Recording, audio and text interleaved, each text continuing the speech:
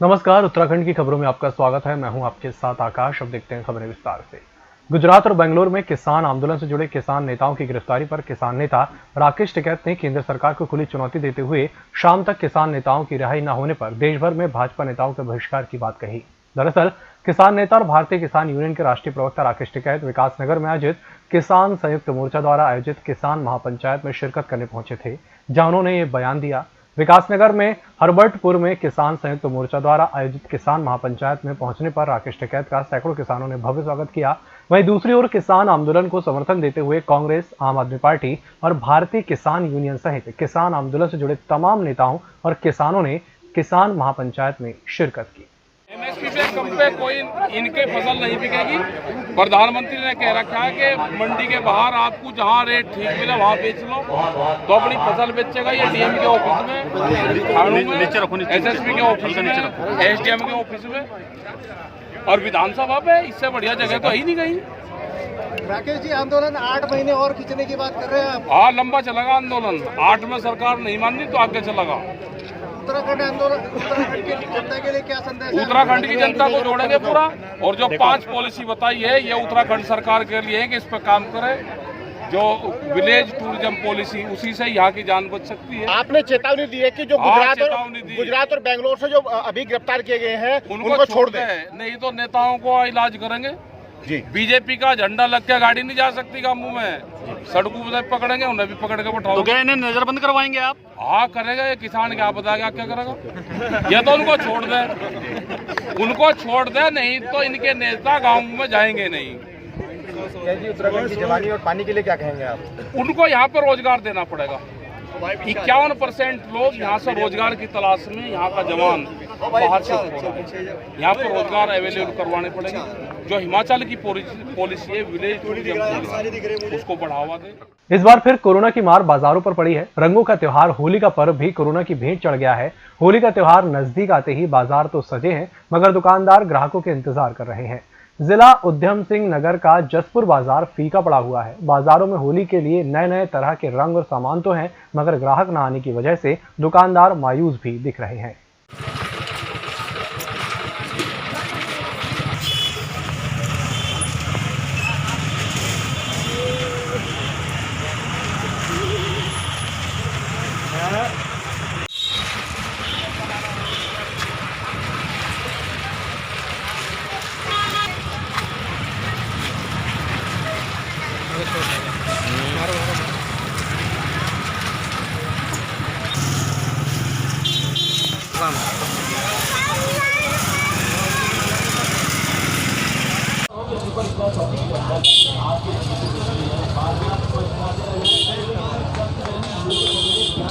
हम खुद कम मात्रा में सामान ले रहे हैं। कोरोना का असर पड़ेगा होली पे 100% पड़ेगा।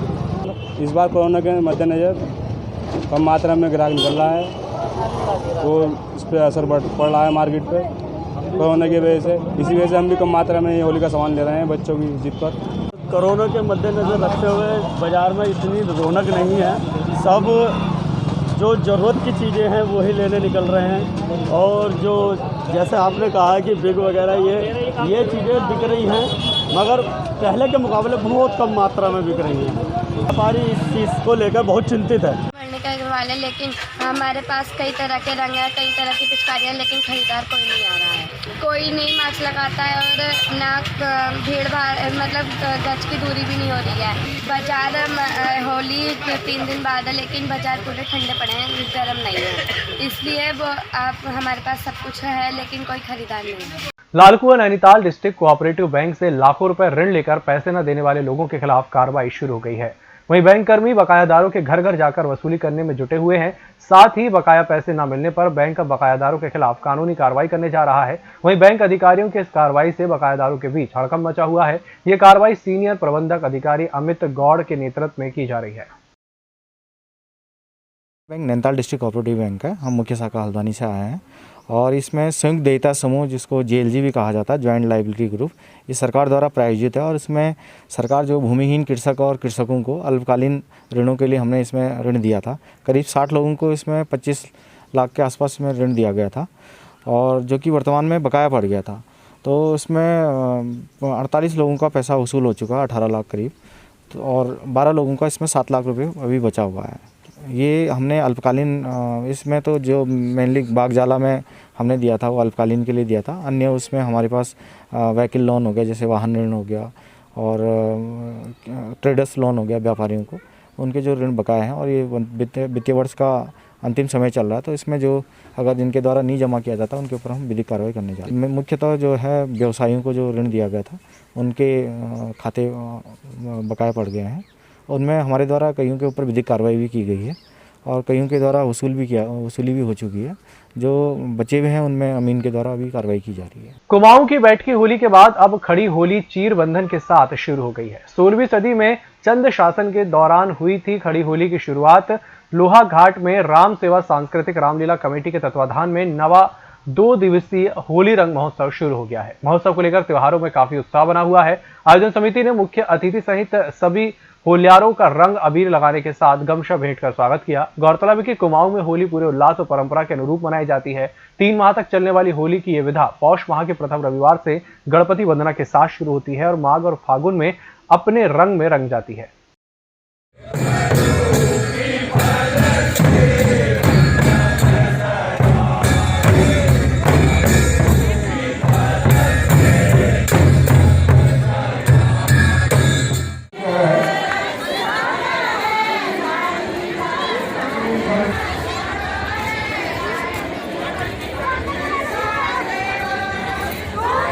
तैयार है।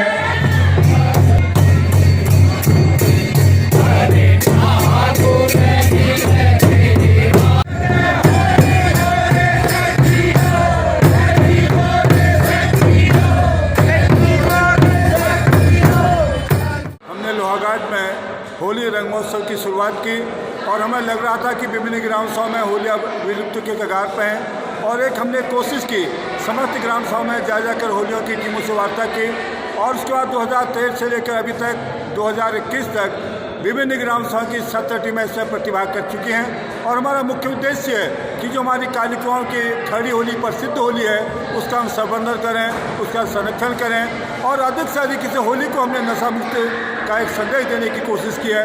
और इसमें महिला, पुरुष, बच्चे सबको जोड़कर और होली के त्यौहार को बड़े धूमधाम से मनाने की रामलीला कमेटी की एक कोशिश है, और हमारा प्रयास है हर गांव से होली को एक मंच बनाकर हम होली का संवर्धन करें, उसका संरक्षण करें। चंपावत जिले में पुलिस लाइन और विभिन्न थानों में बैरिकों में रहने वाले पुलिसकर्मियों के लिए अच्छी खबर है। अब ड्यूटी के बाद बैरिकों में रहने वाले पुलिस कर्मचारी घर जैसा सुकून पाएंगे। पुलिस महानिदेशक अशोक कुमार के निर्देश के बाद चंपावत जिले में पुलिस लाइन सहित सभी कोतवाली थानों और चौकियों में पुलिस जवानों को आधुनिक सुविधाओं से युक्त स्मार्ट पुलिस बैरिक में आराम फरमाने को मिलेगा। एसपी लोकेश्वर सिंह ने बताया कि पुलिस लाइन, कोतवाली चंपावत थाना, टनकपुर थाना, लोहाघाट, चलथी चौकी और ठुलीगाड़ चौकी की बैरिकों का उच्चीकरण किया गया है।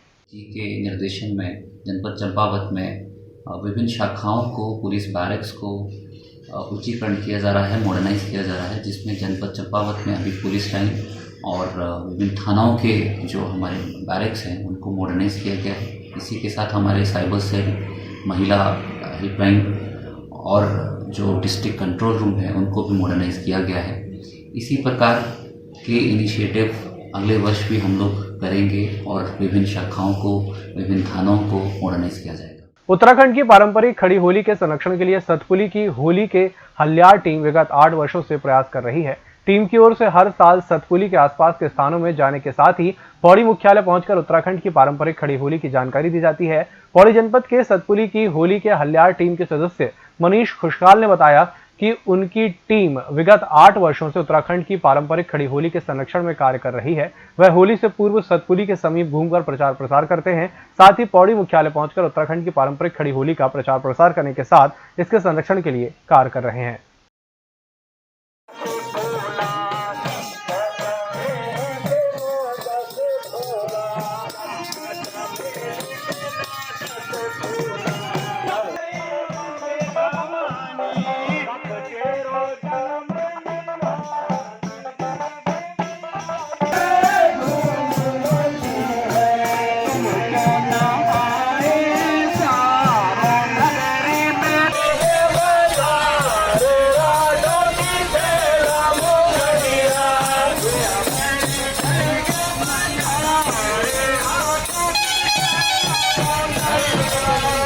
लोग विगत 8 वर्षों से उत्तराखंडी जो पारंपरिक खड़ी होली होती है उसको खेल रहे हैं और जगह जगह पर विभिन्न शहरों में जाकर के हम अपनी जो पारंपरिक संस्कृति है उसको बचाने का प्रयास करते हैं। और आज हम पौड़ी मुख्यालय में यहाँ पर खड़ी होली खेल रहे हैं और हम लोग इससे पहले भी लैंसडॉन, चौबट्टा खाल, नगांव खाल विभिन्न क्षेत्रों में जाकर के हम लोगों ने एक होली का जो खड़ी होली का कार्यक्रम रखा, जिससे कि हमारे आने वाली पीढ़ी को इस संस्कृति के बारे में पता चल सके और आने वाले जो पीढ़ी है, आने वाले जो बच्चे हैं उनको पता चल सके कि किस तरह हमारे पूर्वज इस उत्तराखंडी खड़ी होली को खेला करते थे और संस्कृति को बचाने के लिए हम लोगों का एक प्रयास जारी है।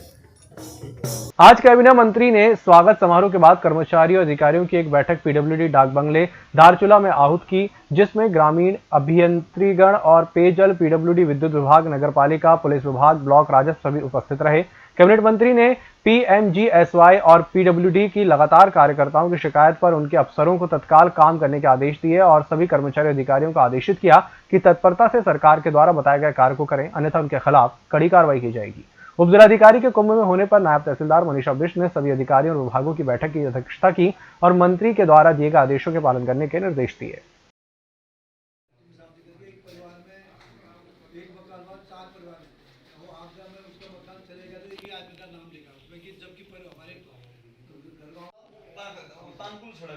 दूसरी आपने पूरी गड्ढा पकड़ना पूरी गांव की कृषि भूमि क्षतिग्रस्त कर दी है।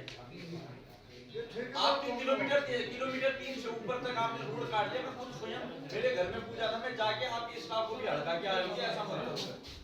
विभाग से पहले सबसे पहले अपने विभाग की समीक्षा करूंगा, उसके बाद विभिन्न विभागों की, इन विभिन्न विभागों की जो सरकार की योजना है उन योजनाओं को जनता तक पहुँच रही नहीं, उसका लाभ मिलना नहीं रहा, किन कारण कोई योजनाएं जो अधूरी है तो किन कारणों से योजना अधूरी है, ये सारी समीक्षा आज पहली बैठक में। लालकुआं निकटवर्ती क्षेत्र गोरा पड़ाव से लगे गांव हरिपुर शिवदत्त में आसाराम बापू का आश्रम बनाए जाने का विरोध तेज होता जा रहा है। इसी को लेकर आज दर्जनों ग्रामीणों ने कांग्रेस एससी विभाग के जिलाध्यक्ष इंद्रपाल कार्य के नेतृत्व में बन रहे आश्रम के सामने विरोध प्रदर्शन किया। इस दौरान ग्रामीणों ने आसाराम के खिलाफ जमकर नारेबाजी की। साथ ही उन्होंने होने जा रहे आश्रम का निर्माण कार्य के विरोध में 4 अप्रैल को हल्द्वानी स्थित बुधवार पार्क में धरना देने की चेतावनी दी है। आसाराम मुर्दाबाद, आसाराम मुर्दाबाद, आसाराम मुर्दाबाद, आसाराम मुर्दाबाद। उसका ट्रस्ट नहीं चलने देंगे, नहीं बनेगा, नहीं बनेगा, आश्रम नहीं बनेगा, नहीं बनेगा, नहीं बनेगा,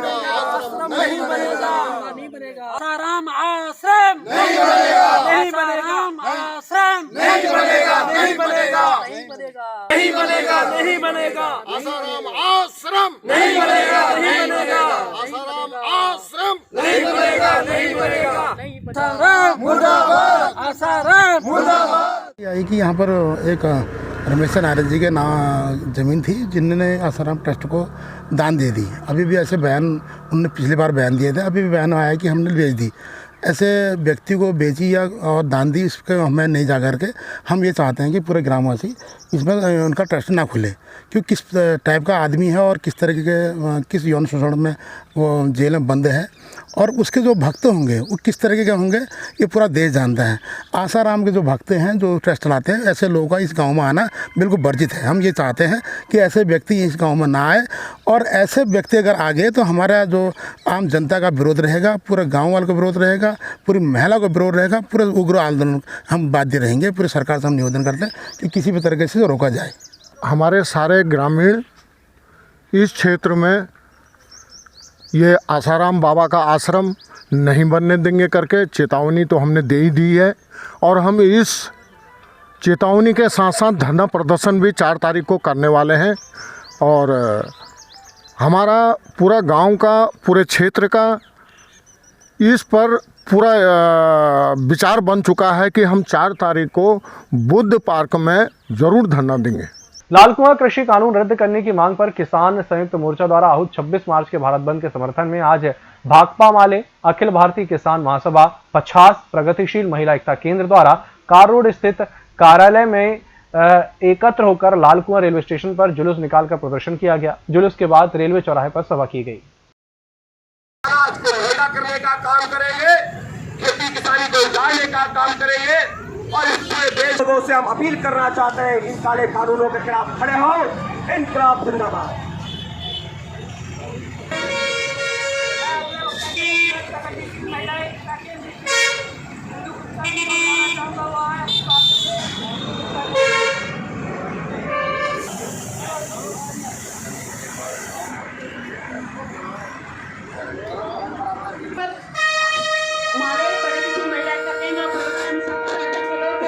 ये जो काले कृषि कानून है उसके खिलाफ संयुक्त किसान मोर्चा ने जो आह्वान किया था, हम लोग उसके समर्थन में आए हैं और हम ये कहना चाहते हैं इतने लंबे समय से 300 किसानों की शहादत हो गई, परंतु मोदी सरकार बिल्कुल तटस्थ बनी हुई है। ये बहुत बेशर्मी की बात है। और ठीक इसी बीच में जब विपक्ष नहीं है, इन्होंने संसदीय समिति की सिफारिश को लागू करते हुए ये कह रहे हैं कि आवश्यक वस्तु संशोधन कानून है उसको लागू करेंगे। ये गरीबों के लिए खाद्य असुरक्षा का काम करेगा। इस देश के भीतर खेती किसानी के निजीकरण, काले कृषि कानूनों की वापसी और जो लेबर लॉ ये लेके आए हैं, नए लेबर लॉ पुराने खत्म करके लेबर कोड लेके आए हैं, उनके खिलाफ मजदूर किसानों की एकता, इस पूरे निजीकरण के खिलाफ, चाहे वो खेती किसानी का निजीकरण हो, चाहे वो फैक्ट्री में निजीकरण हो, श्रम कानूनों को खत्म करने की बात हो, पूरे देश का मजदूर किसान उतर रहा है। और ये लड़ाई निजीकरण जब तक ये वापस नहीं हुआ, ये काले कानून वापस नहीं हुए, तब तक ये लड़ाई जारी रहेगी। हम लोगों ने ये कार रोड के चौराहे से लेकर के लाल कुआं तक प्रदर्शन किया है और इसमें भाकपा वाले, किसान महासभा, 50 प्रगतिशील महिला एकता केंद्र, एपुआ के लोग शामिल हैं। और हम ये मांग करना चाहते हैं मोदी सरकार से, जब इतने लंबे समय से किसान डटे हुए हैं तो आपको तत्काल ही सहानुभूतिपूर्वक विचार करते हुए किसानों को की बात को सुनना चाहिए। किसान इस देश का अन्नदाता है, किसान है तो देश है, तो इसलिए किसानों की मांग को अनसुना नहीं करना चाहिए। हम इस बात की मांग पुरजोर तरीके से आज के दिन के माध्यम से इस भारत बंद के मौके पर उठाना चाहते हैं कि तत्काल इन कृषि कानूनों को वापस लिया जाए। 26 मार्च भारत बंद के आह्वान पर किच्छा में किच्छा व्यापार मंडल किसान मोर्चा के पदाधिकारियों ने बाजार में घूमकर व्यापारियों से समर्थन की बात कही।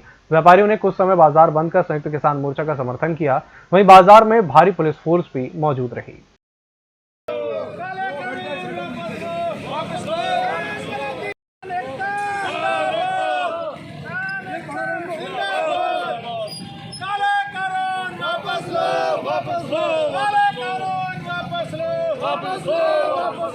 केंद्र सरकार होश में आओ, होश में आओ, होश में आओ, केंद्र सरकार होश में आओ, होश में आओ, होश में आओ। किसान 4 महीने से विरोध जता रहे हैं, दिल्ली के बॉर्डर पर बैठे हैं। 25 नवंबर से आज 4 महीने पूरे हो गए और उस 4 महीने पूरे होने पर सरकार 22 जनवरी के बाद सरकार ने वार्ता भी नहीं की किसानों से। 22 जनवरी को वार्ता हुई थी और इसलिए हम अपना एक दबाव बनाने के लिए, देश के व्यापारियों को साथ लेने के लिए, और आज हम किच्छा में भी व्यापारियों को साथ लेकर किसानों के बाजार को बंद करवा रहे हैं कि ताकि ये सरकार पर दबाव पड़े और ये काले कानून वापस हो और MSP पर खरीद की गारंटी बने। इस बुलेटिन में फिलहाल इतना ही। इसी के साथ मुझे दीजिए इजाजत। नमस्कार।